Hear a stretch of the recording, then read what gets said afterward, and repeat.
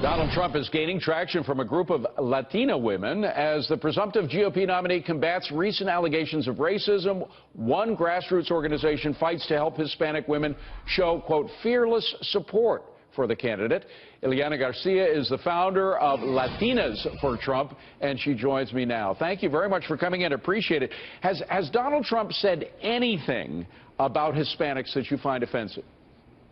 Absolutely not. Absolutely not. I mean, he referenced a particular type of person that leaves Mexico, comes in illegally, traffics drugs, is a rapist.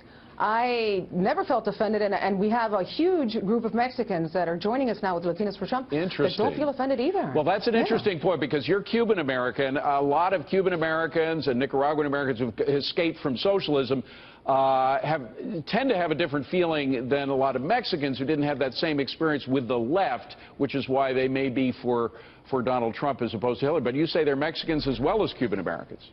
We have Colombians, Mexicans, Nicaraguans, we have everything. But this is I wouldn't say that it's as much ethnic as generational. I think that the ones that come here and acclimate, or the ones that are born here and then inherit their heritage, have such a fond respect for America per se, which is what I think that we like that he represents. It's you like all the message, you like the Make America Great Again. I do. Well, I do. I really there was this whole controversy about the judge and about who was the judge of Trump University, and Paul Ryan, who's a Speaker of the House, suggested that Donald Trump's comments about this judge were racist. What would you say to that?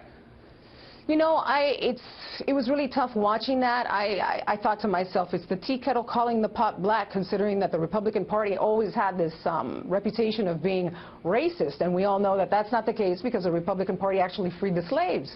But when you see that type of thing, they talk about wanting unity, and they say things like that. It really angers me, because everyone has a different definition of racism. For me, racism is when you generate poverty and you create stereotypes, and who better than the Democrats for that? Interesting. So, I mean, I thought that it was just so out of place, and it just truly angers me. Now, I just say to myself, in the last election, Ileana, this has to be the last question, 2012, sure. the Republicans did not get a lot of support from the Latino community in general. George W. Bush, preceding that, did. Do you think that the numbers of Latinos voting for Trump will increase or decrease in the coming election? I think that they will increase. Let me tell you something. Due to the media coverage and everything going on, I think that there is a silent majority. I think it's huge, and I think that organizations like mine, groups like mine, will help people come out.